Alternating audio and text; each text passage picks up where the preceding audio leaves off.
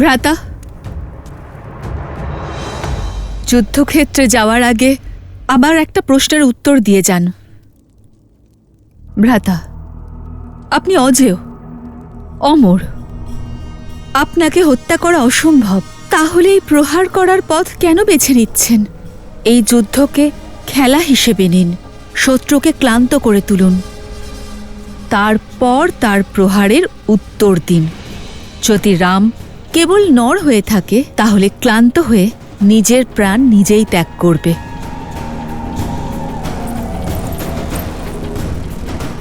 আমিও সেটাই ভেবেছিলাম যে একবার সীতাকে পেয়ে গেলে রাম নিজেই শেষ হয়ে যাবে, কিন্তু এবার মহাদেবের এই পরম ভক্ত ওই যুদ্ধভূমিতে মৃত্যুর তাণ্ডব করবে,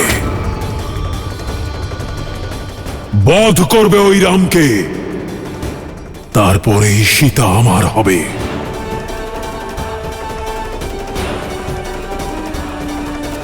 এখন এই সংসারে কেবল তুমিই আছো যার রাবণের উপর বিশ্বাস আছে। তোমার এই আশার প্রদীপ নিবদে দিও না শূর্পণখা। আমি শীঘ্রই ফিরে আসব সমস্ত অন্যায়ের প্রতিশোধ নেবার পরে।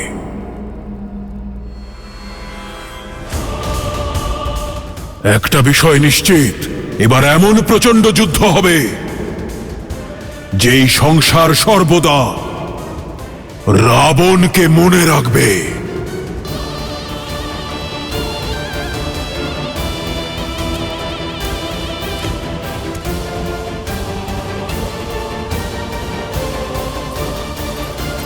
শূর্পণখা, কেমন বোন তুমি শূর্পণখা? একজন বোনের ধর্ম এবং কর্তব্য হলো তার দাদাকে সঠিক পথ দেখানো, তার দীর্ঘায়ুর জন্য কামনা করা। কিন্তু তুমি সে দুটোই করলে না। ওনাকে পাপের পথে ঠেলে দিচ্ছ। এতটুকু লজ্জা করে না তোমার? আমার ভয় করছে যদি লঙ্কেশ। ভয়? এই ভয়ই আপনার সবচেয়ে বড় দুর্বলতা বৌঠান। 10 লোকের স্বামী, অজেয়, অমর, লঙ্কেশের স্ত্রী হওয়া সত্ত্বেও আপনি ভয়ে ভীত হয়ে থাকেন। নিজের স্বামীর শক্তিকে আপনি কোনো দিনও বিশ্বাস করেননি, কিন্তু আমার ভ্রাতার শক্তির ওপর সম্পূর্ণ বিশ্বাস আছে। ওনার কিচ্ছু হবে না, কোনো কিচ্ছু হবে না ওনার।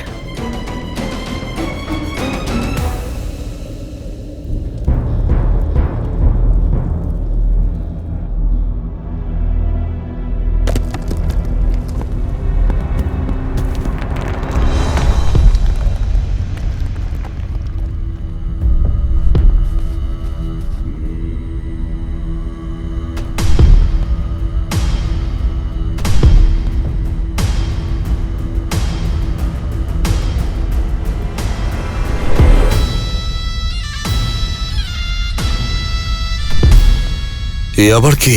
কুম্ভকর্ণ কি পুনরায় জীবিত হয়ে উঠল?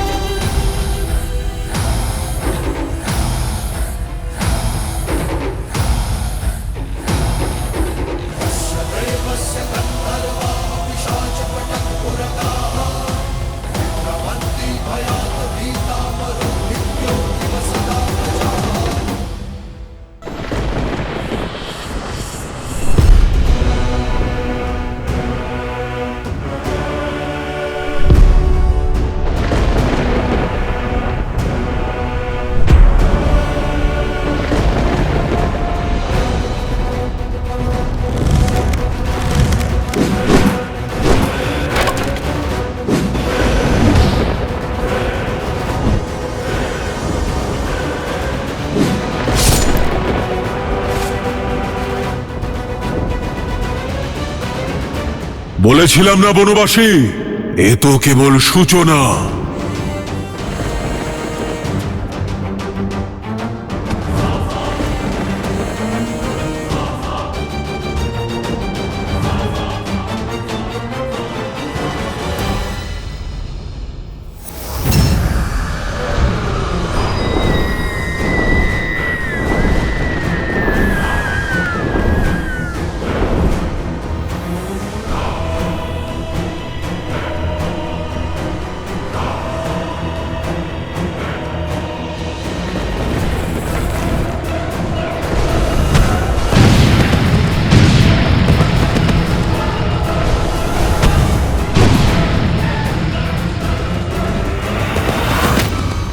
পালাও, লুকিয়ে পড়ো।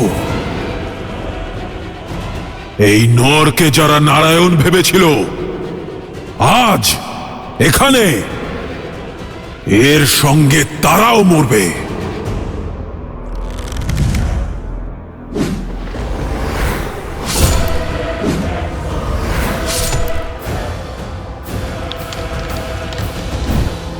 লক্ষণ, তুমি আকাশ থেকে প্রহার করা এই যোগিনীদেরকে সামলাও।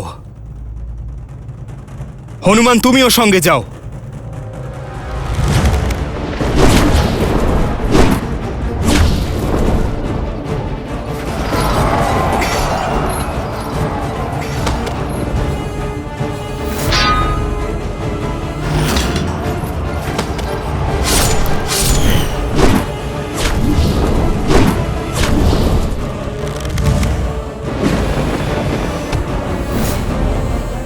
এখনো বুঝতে পারছো না বনবাসী?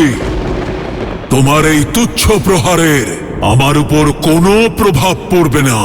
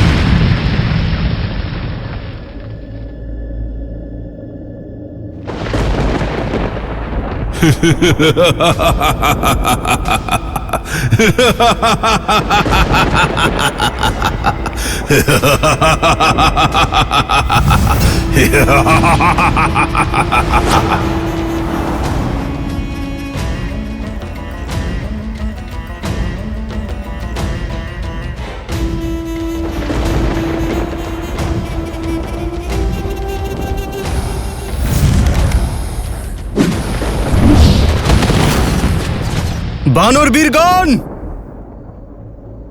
তোমরা নিজেদের ঢাল তোলো। কাকে কাকে বাঁচাবে রাম?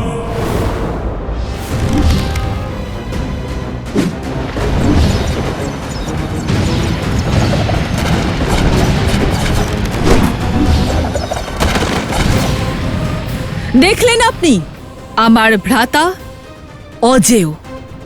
এবার ওই রামের পরাজয় আর মৃত্যু সম্পূর্ণ নিশ্চিত।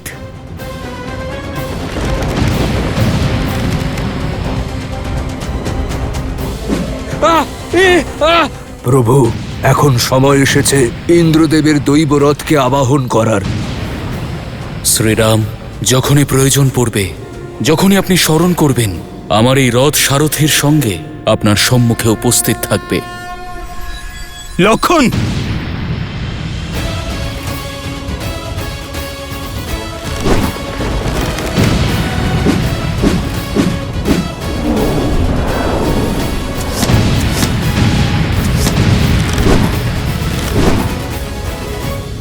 ইন্দ্রদেব,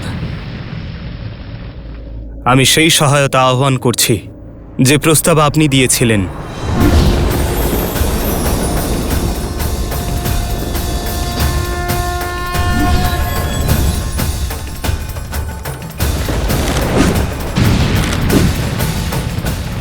প্রণাম শ্রীরাম। আমাকে আহ্বান করে আমাকে এই নির্ণায়ক যুদ্ধের অংশ করার জন্য আপনাকে কোটি কোটি ধন্যবাদ শ্রীরাম। আমার এই রথ আপনার সেবার জন্য উপস্থিত এবং সম্পূর্ণরূপে সজ্জিত।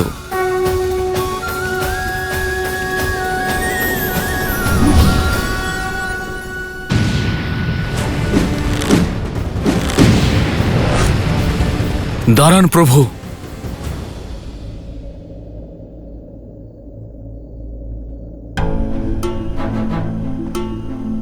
আপনি তো আহত ছিলেন। প্রভু, ধর্মের পথে চলতে চলতেও আমার মনে অধর্মীর জন্য দয়া ছিল। ন্যায় রক্ষা করার সঙ্গে আমার ভ্রাতার সুরক্ষার চিন্তাও ছিল। তাকে সৎ পথে আনার জন্য আমি অনেক চেষ্টা করেছি, কিন্তু এখন আমার ভ্রাতা আমার জন্য অন্য কোনো পথ রাখেনি। প্রভু, দশানন ভ্রাতার নাভিতে অমৃত কলস আছে। আমি জানতাম বিভীষণ যে রাবণের মৃত্যু কিভাবে হবে আপনি জানেন। আমি প্রতীক্ষা করছিলাম আপনি যাতে আভাস পান এবং ন্যায়ের আহ্বান যেন আপনি আপনার মন থেকেই শুনতে পান। নারায়ণের ভক্ত তো আপনি ছোট থেকেই, কিন্তু এই মুহূর্তে মোহ মায়ার সব বন্ধন থেকে মুক্ত হয়ে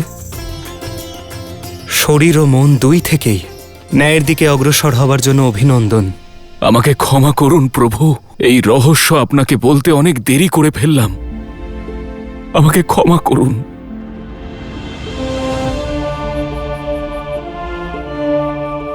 আমি একজন ভ্রাতার কষ্ট বুঝতে পারছি বিভীষণ।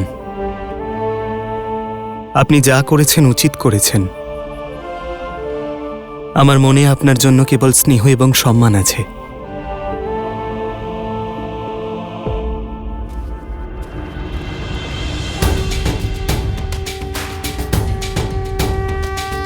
श्रीरामचन्द्र कृपालु भजु मन हरण भव भय दारुणम्।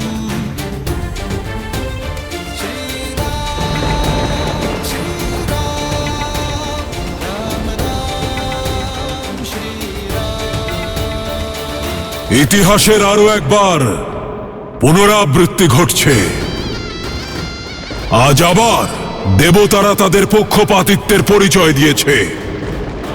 তোমাকে এই রথ দিয়ে তারা নিজেদের ষড়যন্ত্রের প্রমাণ দিয়েছে, কিন্তু আজ রাবণের প্রকোপ থেকে এই রথও তোমাকে বাঁচাতে পারবে না রাম।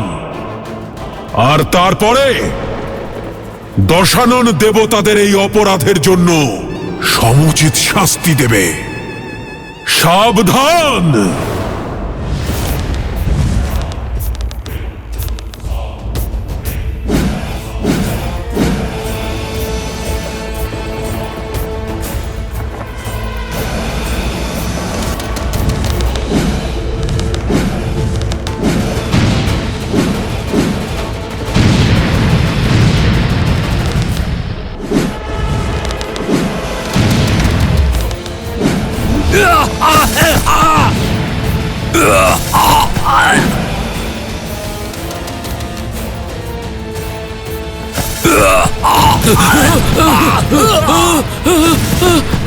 যতক্ষণে তুমি বুঝতে পারবে যে প্রকৃত রাবণ কে,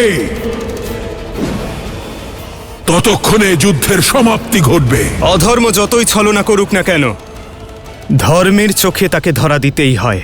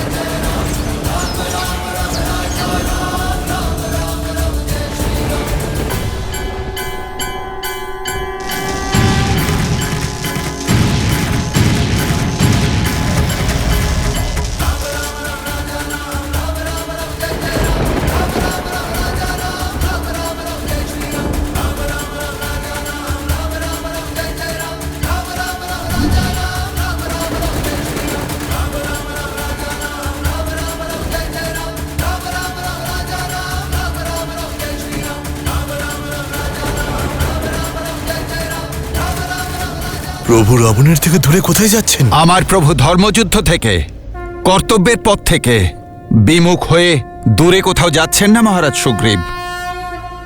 উনি রাবণকে তার বিনাশের পথে এগিয়ে নিয়ে যাচ্ছেন।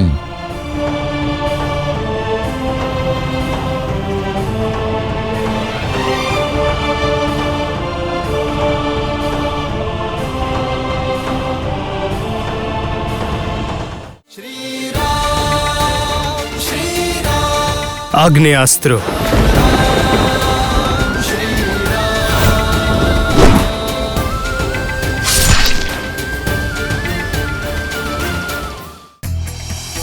অনেকেই বিশ্বাস করেন যে বিশ্বের প্রথম রামায়ণ হনুমান তার নখ দিয়ে শিলায় লিখেছিলেন, যা হনুমত রামায়ণ নামে প্রচলিত। সূত্র মৈথিলী রামায়ণ, কাশ্মীরি রামায়ণ। অবশেষে তোমাকে পালাতেই হলো বনবাসী। প্রমাণ হয়ে গেল যে এই যুদ্ধের নায়ক আর নির্ণায়ক কেবল আমি। নিজেকে নায়ক বলছো? নায়ক সে যে সংসারের ভয় দূর করে তাদের প্রেরণার শক্তি দেয়। সে নয় যে তাদের সন্ত্রস্ত করে। নায়ক সে যে তার মাতা পিতাকে সম্মান করে, ভ্রাতাদের জন্য ত্যাগ করে, নিজের প্রজাদের ভালোবাসে। আর তুমি নিজেকে নায়ক বলছো যে তার মাতা পিতার, ভ্রাতা ও মিত্রের আর নিজের প্রজাদের সম্মান রক্ষা করেনি। নায়ক সে যে নারীকে সম্মান করে, সে নয় যে তাকে ভোগ্য মনে করে। যুদ্ধ ছোট হোক বা বড়, নায়ক কেবল তাকেই বলা হয় রাবণ যে ধর্মের সঙ্গ দেয়, মর্যাদার পালন করে।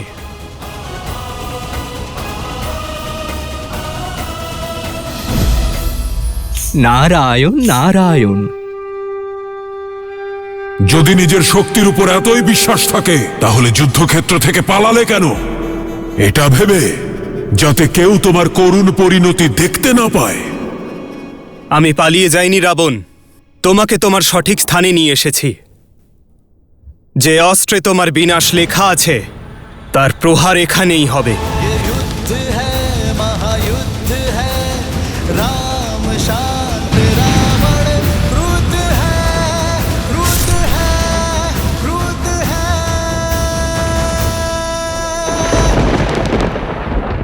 श्री राम আগ্নেয়াস্ত্র।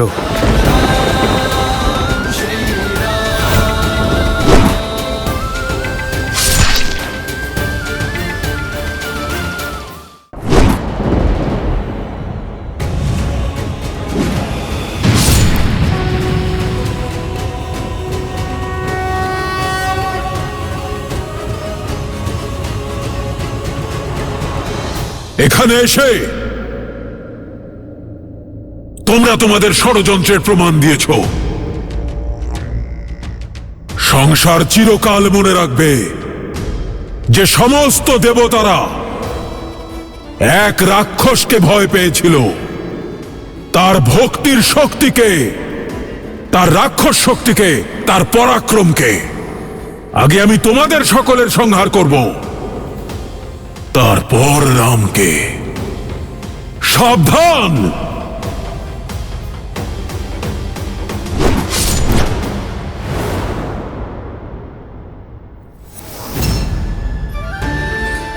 বরুণদেব, ভগবান পরশুরামের প্রদান করাই বিষ্ণু ধনুক আমি আপনাকে দিচ্ছি। ধর্ম রক্ষার্থে যদি কখনো এর প্রয়োজন পড়ে তখন তা ফিরিয়ে দেবার প্রার্থনা করব।